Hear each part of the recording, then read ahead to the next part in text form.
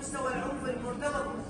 بالإبادة الجماعية يحتاج الجنان إلى وقت لتطوير القدرة على القيام بذلك وتعبئة الموارد واتخاذ خطوات ملموسة تساعدهم مختلف الأديان، بل إنهم يحرضون أحيانا على ارتكاب أعمال تلاعب بشواغل الناس لتحقيق مكاسب سياسية يعد أمرا